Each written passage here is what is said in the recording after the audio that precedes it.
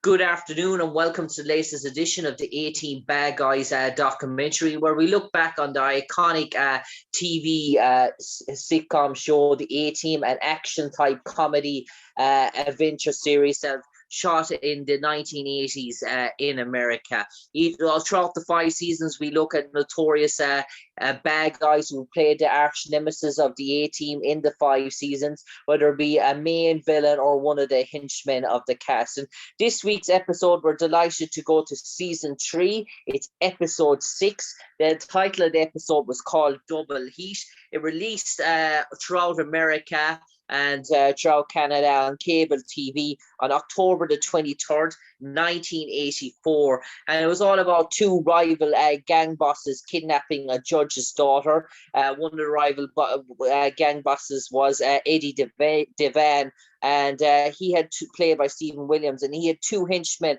We're delighted to speak to one of those henchmen there tonight, Sal Landi, the one and only Sal Landi. And I suppose, Sal, 1984, we're talking, God knows, we're talking 40 years now nearly at this stage in terms of appearing on the A-Team.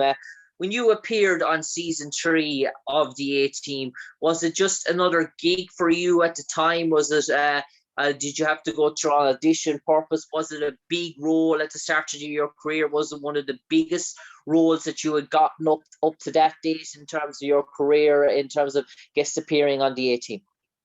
Well, it wasn't one of the biggest roles, but it was something I was very excited to do because, looking at it through the lens of today, people don't realize how big a show the A-Team was back then. I mean, it was sort of a cultural phenomena. It was the hottest, at least, well, if not one of the hottest shows on television at the time. And yeah, I had to audition.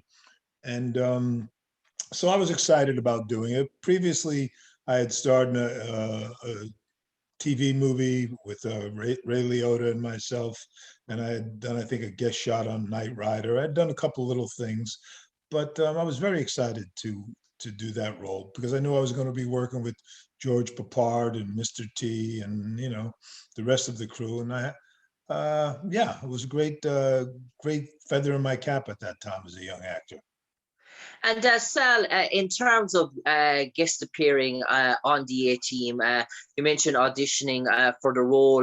Did you hear about it from your talent agent? Were you sort of sourced out for the opportunity to appear in the A-Team? Was it down to you and one other person for the role, or was it a long, rigorous audition process? Well, the casting director was Vicky Burrows, and it was a Stephen J. Canal show. Yeah. And I had been in, a few times. I think it was probably the third time I had gone in to read for the A-Team for different roles prior. And so it was no like real big waiting period or anything. They knew me and I knew them, and I went in and I read. And if I'm not mistaken, I think they just told me right after the reading, okay, you'll be starting such and such a date, and we started. So yeah. Yeah, and I suppose, Sal, in terms of that, you obviously guest appearing on the A-Team, you obviously know who the main cast were going to be. But in terms of arch sort of villains, in terms of the A-Team, we had Michael Basilone, who played in that. He played Tommy Largo, and we had Stephen Williams, who played Eddie Devane. In terms of working with Stephen, he was he was your boss, the sort of such in the episode. In terms of arriving on set, did you have time maybe to bond, to get to know each other, to sort of rehearse and to try and sort of form that sort of chemistry? Or was it very much walk in the door, first day on shooting, bang, let's roll, let's get to work, and once the shot is done, let's go home? Was it very sort of cutthroat? Well, first of all, you talk about two wonderful actors, both Stephen and Michael. And I've worked with Stephen a couple of times in the ensuing years. We worked together a few times. And Michael, I got very close to. Michael and I actually became friends, and Michael helped me through a rough period in my life when my dad was passing. And Michael was based in New York at that time, and him and I became very close. I believe Michael passed away recently. Not maybe Yeah. not recently, but I believe he has passed away also. But Michael, both of those guys, Steve and I still see occasionally, as a matter of fact. Both of those, they're wonderful actors and wonderful people. And it was just a, you know, again, they were a little older than I was, and they were a little more experienced than I was. So they sort of mentored me through the whole deal. And, as an actor, you pick up little tricks and little, you learn by observing. So that's the way you grow as an actor. And that's exactly what I did with those two guys on the show. Yeah, and I suppose, Sal, I've heard mixed sort of reactions and mixed sort of stories in terms of guest stars appearing on the A Team in terms of how their treatment, in terms of most people are very thrilled to say they got on like a house on fire. I know there's been one or two I've interviewed that hadn't really a pleasant experience with probably George, for as mentioned, but one of them hadn't a pleasant experience with George. But for most of it, it's all sort of good in terms of their memories of appearing on dating. What was it like for you interacting with Dwight, Dirk, Mr. T, George? Had you fond memories, or were they all good to you for the time you walked on the set of the A Team until the time you left? I have two great anecdotes to share with you, both about George and Mr. T. Dwight and I never really got to know Dwight too well, but the other fellow, what was the other fellow's name again? I forget. I always forget. Dirk Benedict. Dirk and I did a movie together many years later, but really nice fellow, really nice fellow. But George Papard really took me aside one day because I had a fight scene with him. And he Okay. took me aside one day for about 15 minutes off camera. And he was actually showing me how to throw punches correctly for the camera. Because, when you throw a punch in real life, it's different. When you throw a punch on camera, you have to sort of like widen it out a little bit, make sure you're crossing the frame, the lens, and you sort of exaggerate it. And whereas in real life, you might throw it at full speed, when you're doing it on camera, you're sort of slowing it down to sort of 45 or 33 and a third RPM. You know what I mean? Mm, It's just slightly, because you throw it too fast and mm, not at the right angle, the camera won't get it. So George took me aside for about 15 minutes and was actually showing me how to, and I always appreciated that. And then with Mr. T, I had a great experience with him. Back in those days, there were no cell phones, okay. and we were shooting in a house up in the mountains. It was supposed to be Stephen Williams' house, I believe. And there was only one phone on the set, and it was called the set phone. And we were Yeah. about maybe like 11:30, 12 o'clock at night. And I wanted to make a call to let my friend know that I was going to be late that night. And as I'm approaching, and I hadn't spoken to Mr. T for the 3 or 4 or 5 days that I was on the set, just hadn't spoken to him because I Yeah. wasn't really sure how I felt about him, his whole persona, his whole image. I sort of kept my distance from him. So here it is around 12 o'clock at night, and we're heading for the phone. And who do I see going to reach for the phone? Mr. T. Yeah. And it was sort of like that little thing for Robin Hood, where Robin Hood and Little John have to cross the log together. Who's going to go first? So I sort of got the phone just before Mr. T can get it, picked it up, made my phone call, then sort of smiled and handed it back to him. Yeah. And he looked at me and he said, "Let me tell you something, white boy." He said, "You've been on this show for a week and you ain't said a damn word. We're all God's children." And he took the phone from me. A couple of days later, I'm leaving. I finished my work on the show and I'm going out from the parking lot in Marina Del Rey. And I see a line of kids who are emotionally disturbed. And they're Mm, all waiting online to get hot dogs. And who do I see at the head of a line of about 100 kids? Mr. T in an apron and a little chef's hat making hot dogs for these little kids. No, there were no reporters around, no publicity. He was doing it out of the goodness of his heart. So I pulled my car next to the hot dog stand and I said, "Hey, Mr. T." And he looked over to me and I said, "You're right. Thank you." And I left. Wow, so pleasant memories for you, Sal, in terms of your experience on the A team.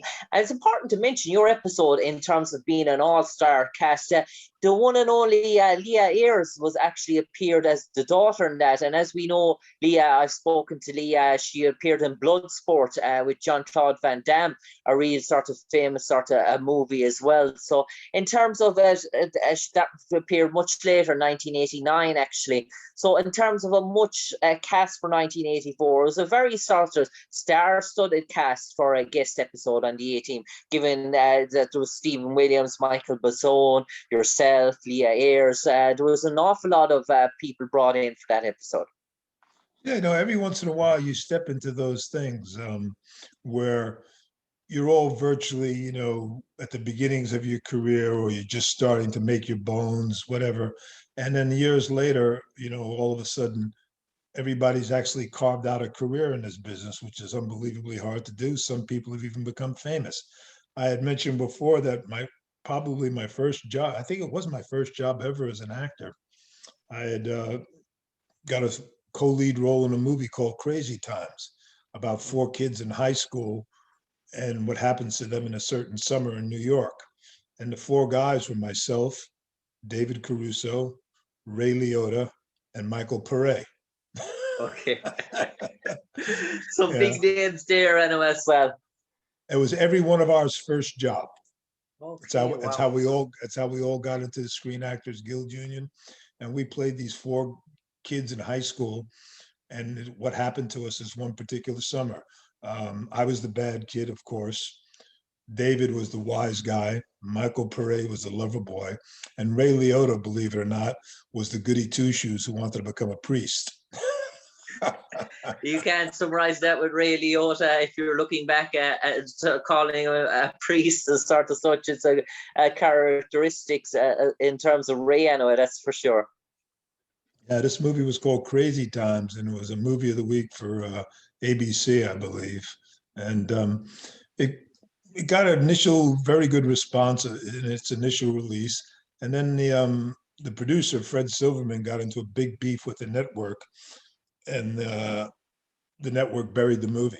And I actually ran into the writer and the co-executive producer of the movie long ago, who was the father of Matt Reeves, the guy who's directing the new Batman and stuff. His name is George Reeves, and he explained the whole situation because I said, "Why don't you re-release this movie?" I said it was such a good movie, and it would have been great to see all of us as young guys. And he told me the story that the network buried it. So you never know. You step into a project, and you never know what's going to happen with it. And I suppose, Sal, in terms of appearing on the A team, one thing that I've spoken to about in terms of these guest actors that we've entered is when they walk on set of the A team for the first time, they really know they're in a polished, sort of slick sort of show in terms of their needs and requirements are met. And some people that have walked on this show of the A team have been blown away by the stuntmen and the stunt effects that they've seen in the A team and back in the 1980s. Given that this was 1984, many people felt it was ahead of its time in terms of its stuntmen and the stunts that they're able to produce. And many people say the stuntmen were many times the real stars of the show in terms of the A team. Well, I'm glad you mentioned that because the stuntman on the A team was Glenn Wilder, who was legendary. And I actually worked with him a little bit on the show when him and I were doing a scene together. They had him also doubling as an actor, as my accomplice. And Glenn Wilder, whether you know it or not, he's doubled Brando, he's doubled Steve McQueen, Burt Reynolds. Glenn Wilder was like one of maybe the top three legendary stuntmen Hollywood's ever had, and he was working as a stuntman on the A team. And maybe about a year ago, I happened to do another project for Netflix, and I ran into his son. His Yeah. son is now a stuntman, and they started the famous stunt union, Stunt Unlimited. Okay. But Glenn Wilder he was the man. He was the man in Hollywood for stunts, and he was the stuntman on the A team. Mm. And Sal, in terms of appearing on the A Team, in terms of the choreography and the sort of script, as an actor looking, I know it's a job for you in terms of that sort of requirement, but did you sit back and you read through the script and you said, yeah, this is a good read? Did you sort of enjoy the sort of script in terms of what it was laid out in terms of the plan for the episode 18? Because there's an awful lot going in it for it's a 45 maybe a minute episode plus without sort of commercials, and you'd see what's all that's going on in terms of two rival gang bosses. You've so many different factions in this episode that they really sort of, it's plugged with sort of content. Yeah, I think one of the things that was unique about the A Team, if I remember correctly, it was one of the first like TV episodic shows where uh, each script was $1 million budget, which Mm, was a lot of money back then yeah. because of the stunts and the car chases, particularly in our episode too. There were quite a few of them. But when I look at the script, because I did probably, I don't know, probably I got a call recently from someone else who wanted to interview me because I did all of those shows back then, The Fall Guy, Knight Mm, Rider, all of them. When you get those scripts, they're pretty much the character that I'm playing is pretty much the same character in all the scripts. You know what I'm saying? okay, yeah. It's just if I'm not working with David Hasselhoff, I'm working with George Papard, or I'm working with Lee Majors. But the, you're there basically to serve the script for the hero. Mm. You know what I mean? You're the bad guy, you're the heavy, and you're there. So I don't really uh, dissect the scripts themselves that much. I basically just take the scripts. I go to where my roles are, see my scenes, I'll read the script over once to get an understanding of what it's about, and then just concentrate on the scenes that I'm in. You know. Mm. And Sal, in terms of that, we saw back in the 1980s that if you made a guest star appearance in a season of a particular long-running show, that there was an opportunity for actors to come back in terms of further on seasons and play different sort of roles. I know Jack King, for example, played Major Bullride, but he also played 2 or 3 villains throughout the 5 seasons of the A Team as well, which you don't see today in this modern day world where people, once you've normally shown your face as a character and it's a sort of TV series, you don't really, that's the character you're associated with, and the audience sort of don't gravitate to you playing someone else. But that was a natural occurrence on the A Team in terms of the 80s and TV sitcoms like that. I know you didn't have that experience on the A Team, but had you that experience on any other show in terms of the 1980s? Yeah, I think I'm the only actor to ever do 3 episodes as 3 different characters on the X Files. The Okay. last one I did was actually the last episode I did release was actually, and I was the main guest star, and that was actually considered for Emmy for the best Okay. dramatic show of that season. It's called Release, and then I did 2 episodes of or 3 episodes of NYPD Blue. I did a couple of episodes of JAG, a couple of episodes of Navy NCIS. Yeah, I mean, if they like you, they'll find a way. You know what I mean? They'll find a way. And Sal, in terms of playing that sort of henchman, and you said you play numerous sort of roles like that.